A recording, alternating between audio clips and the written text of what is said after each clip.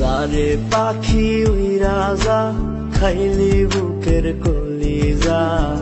বোকা পাখি আপন চিনলি না না রে বোকা পাখি আপন চিনলি না ছিলি বুকের ভিতরে রেখেছিলাম যতনে ছিঁড়া খাইলি আমার কলিজা ওরে